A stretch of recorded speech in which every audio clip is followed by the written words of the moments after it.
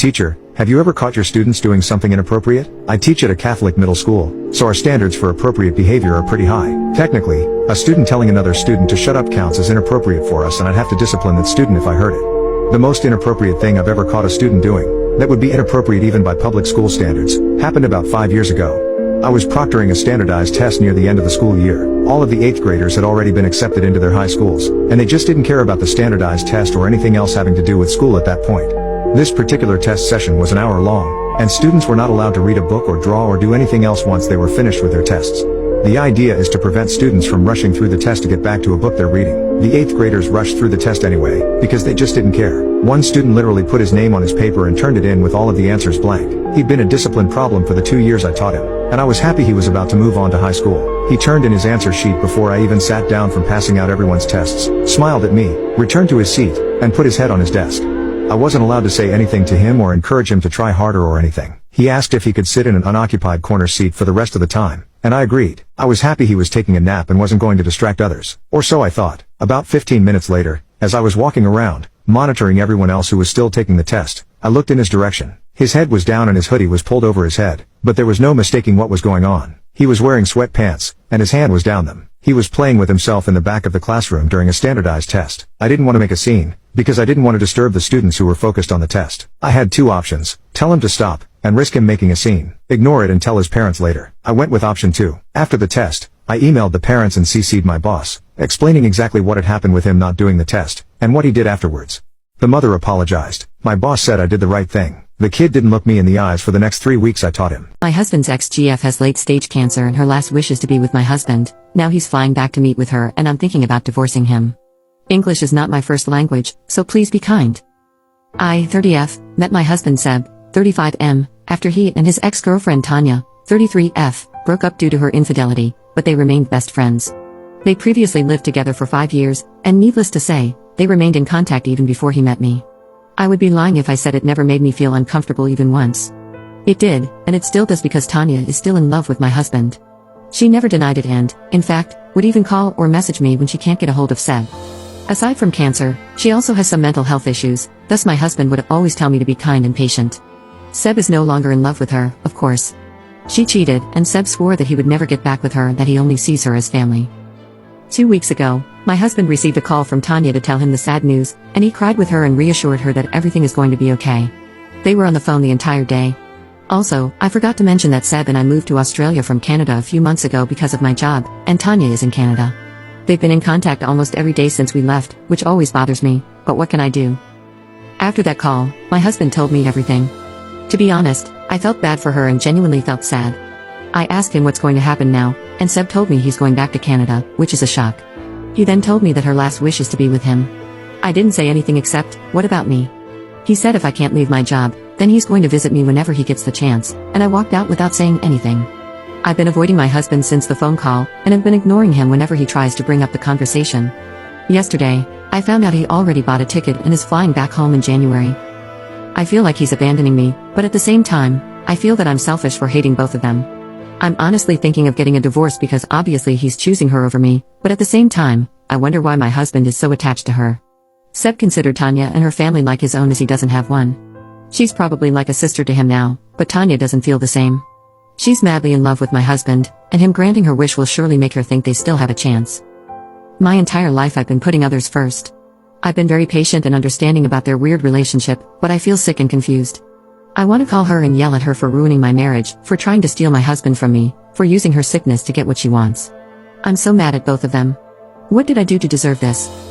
Update 1. First of all, I apologize to those who've been messaging me for an update. I was a mess after what happened and couldn't talk about it, even to my family. It's been over 15 months, and a lot has happened. I think I'm now ready to talk. Seb did end up flying back to Canada in January last year. Before he flew, we talked about the situation, and I told him I'd been in contact with a divorce lawyer. He was surprised, and he said he didn't expect me to leave him just because he needs to be with his family. I remember at the time all I felt was anger.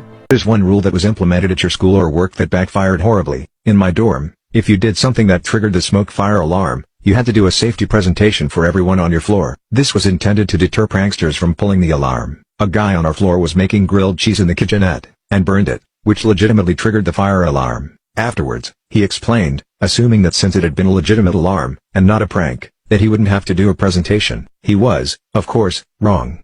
So, the next Wednesday night, the entire floor assembled, and we were treated to a 30-minute safety presentation on the dangers of grilled cheese sandwiches. It contained literally nothing about fire safety. It was all choking hazards and cholesterol. Our RA was furious, but the student pointed out that the write-up that he'd been given just said safety presentation. We didn't get any more presentations after that. I looked up our new employee online. I can't believe what I just found. I work in HR for an airline. We have some weird stuff, usually with flight attendants or pilots. That's basically about what you would expect, like pilot spouses calling us to find out about the flight attendants they just found out their spouses were shacking up with on trips, new hire classes where someone is passing themselves around the hotel we put them up in, that sort of thing. But the one that really took the cake was something I discovered on accident, which ended up looking like a small procedural issue but which, for a couple of hours, was a huge fiasco. Our HR systems are state-of-the-art, but the people running them are old heads, the kind of people who take pride in how long they've been with the company and how well they've resisted change. So, while we're equipped to accept info from employees electronically, we don't. We hand every new employee paper forms, have them fill them out, and then get to enter their info into said systems by hand. Sometimes, you have a hard time figuring out what someone wrote. Airlines operate at weird hours. Often, employees just won't answer calls from the headquarters area code for fear of being called in to cover. So, I decipher a lot of weird stuff by just Googling an employee. Cue our new SOAK employee. For some reason, new hires in SOAK seem to always be gruff older men or attractive young women, with no in-between. This girl is tall, lanky, trim, and a little curvy with the sort of punky thing where she wears very little makeup, but the makeup she does use is hugely exaggerated, so, like, no foundation or highlights but thick wingtip eyeliner. I used to be a big emo kid, so she's basically right up my alley.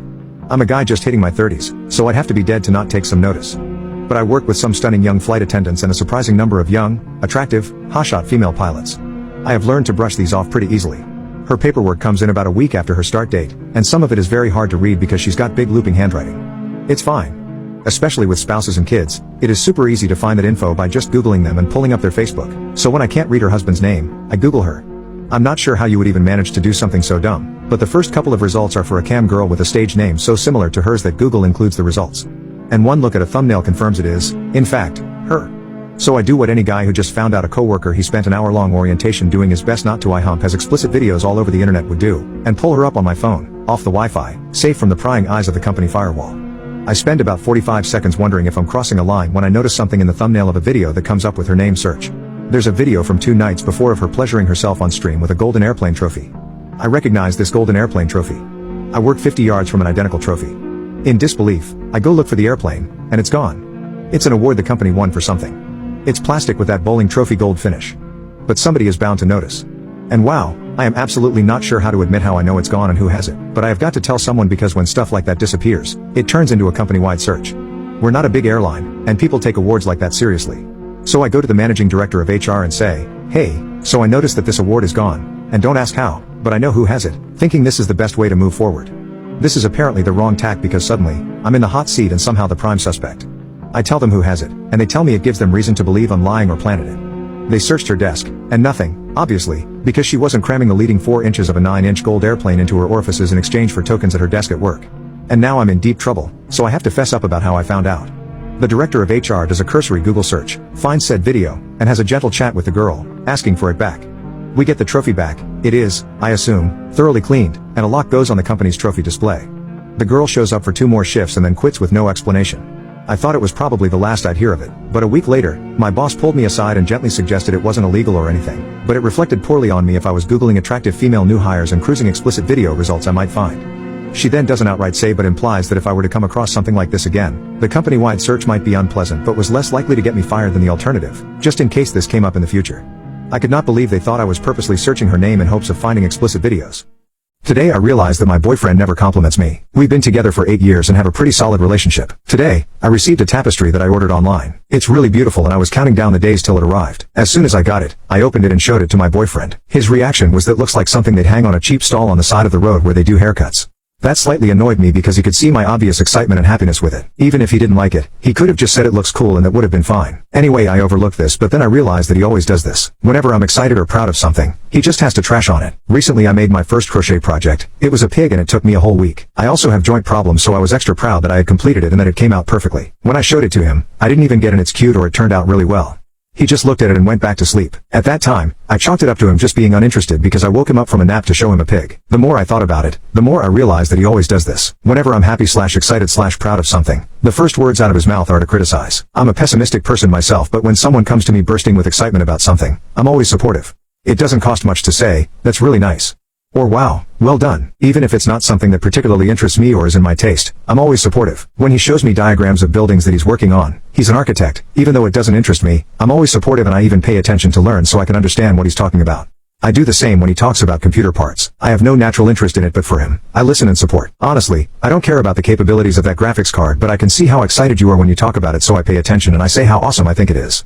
This realization led to another. He never compliments me in general. I compliment him. I tell him he's handsome. I tell him he's pretty. I do that quite often. Me on the other hand, I don't remember the last time he gave me a compliment. These realizations made me kind of sad and are really bothering me. Am I just being too sensitive? Should I try talking to him? But what would I say? You can't exactly force someone to be complimentary. Any advice would be appreciated. What is your biggest secret you keep from everyone?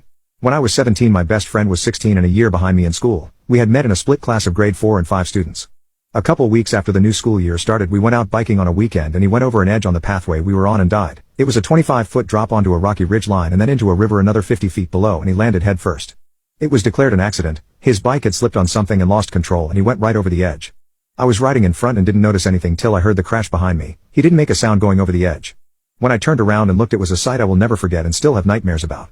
I had a cell phone with me and called 911, but there was nothing to be done. Even from up where I was, I could see his helmet had cracked and blood pooling around his head. His family blamed me for the death even though it was an accident, saying I had pushed him to ride too hard. It was a bike path in the city, but they needed an excuse. Or that I had distracted him, stuff like that. About 9 months later, I had to clear out our locker at school. Even though I was in grade 12 and he was in grade 11, we arranged to share a locker at the end of the school year.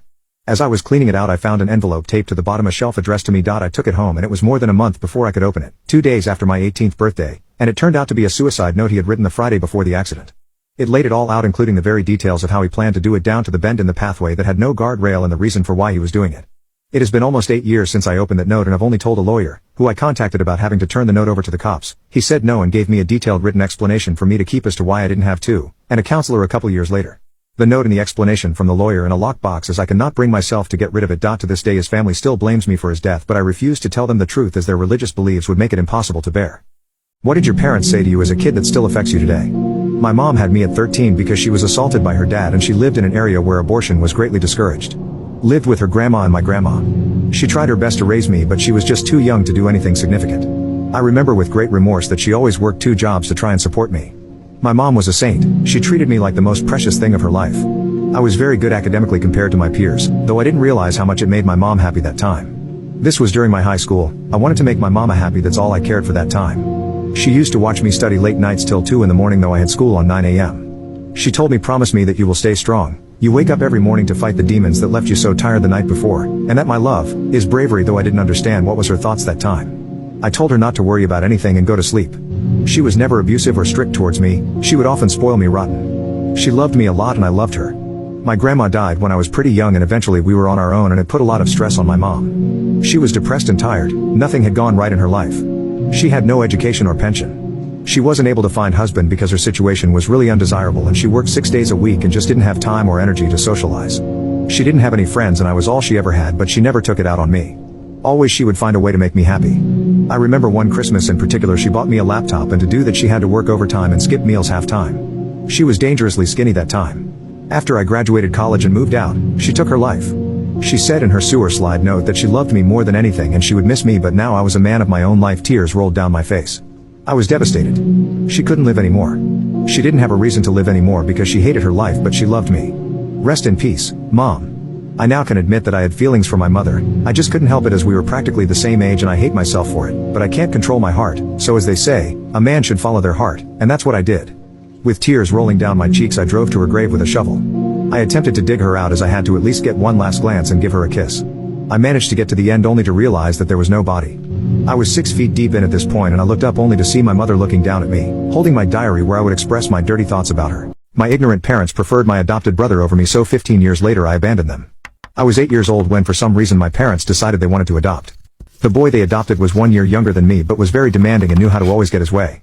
He was a shrewd mastermind and began to isolate me from my own family. Let's call him Stephen. Despite our family growing up poor, Stephen always made demands to my parents and they met them. I would never get a gift on Christmas or Thanksgiving, but he would get his favorite new toy or a Game Boy. I used to get really frustrated and yell, "Why does he get gifts but I don't?" And my parents would always reply the same way, "Steven grew up in a rough environment, so he deserves better." Steven knew this and took advantage of it. My favorite place was a local pizza place, whereas his was McDonald's. And I don't know how, but he always convinced my parents to take us to McDonald's. The final straw was on my 16th birthday. It had been years since I properly celebrated my birthday with my friends because I would be too embarrassed to show them our house. This year, however, my parents finally decided to splurge on me and planned a party for me. We were hosting at my favorite pizza place and all my friends from school were invited. Leading up to the party, Steven was pouting a lot and throwing a lot of tantrums. I should have known those were signs and he would do something to mess up my day. Well, my birthday comes around and everything is going perfectly. That's until they bring out the cake. It is a chocolate cake. I hate chocolate, but Steven loves it. When I asked what was going on, my parents replied, "Steven's birthday is just next month, so we decided today can be a celebration for the both of you." He said he already talked to you about this and said you were happy to include him. I was so pissed and yelled at Steven, "How dare you lie and ruin my day? Couldn't you have let me get just one day for myself?" I was also embarrassed because this was in front of my friends. Steven acted all cute and innocent and replied, "But we talked about this and you agreed. Why are you yelling at me, dear brother?" We had definitely not talked about this or anything at all. My parents decided that I suddenly didn't deserve a party because of my attitude and kicked me out. Yup, they kicked me out of my own birthday party. I had to sit in the car and watch through the window as Steven cut the cake that was supposed to be for me. My friends tried to express their disapproval, but they were also kicked out. I decided then that I wouldn't stay with this toxic family a day more than I have to. I talked to my professor and he went a bit lenient on me in class so I could work hard on my job and save money. I saved up for 2 years. One of my friends had a relative that owned some real estate and was able to lend me a 1-bedroom apartment for cheap in a nearby city. I had also secured a scholarship for a college near my apartment. I was all set to move out the day I turned 18. Well, the big day comes around and I'm slightly nervous. I was worried that if they threw a big party for me and made it up to me, I would forgive them. Guess what? They didn't even wish me a happy birthday. It was a holiday, so I lazed around waiting for someone to remember what day it is. Eventually I just gave up and went to my room to finish packing. I wasn't taking too much with me, so I had just 2 bags that I could easily carry. I gave a call to one of my friend's older brother to come pick me up and made my way downstairs. Everyone was shocked that I was going somewhere with filled bags. I simply told them that I'm moving out. They freaked out and yelled at me for not discussing this with them. I brought up the fact that they had forgotten my birthday, which was in fact today, and that I'm 18 now and can do whatever I want. They said to me in an annoyed voice, "We didn't forget anything. We will celebrate your birthday together with Steven next month. Now go back to your room. You're being grounded for a week." I was dumbfounded. I was turning 18 while Steven was turning 17. Mine was a major milestone in life, and yet they decided that they would give their attention to a son that wasn't even theirs biologically. I showed them the middle finger and told them that an adult can do whatever he wants to. They realized I was serious and my mother started crying. "How can you abandon your loving family? How can you do this to us?" she asked. I told her the truth. My family went away when I was 8. They are the ones that abandoned me. They had a new son named Steven and I was left in the trash can. After saying that, I just ran out crying. They chased after me, but the car was ready and I drove off before they could catch me. I blocked and deleted their numbers from my phone. They had no way to contact me and I was finally free. But that wasn't the end of it. The best part came 5 years later.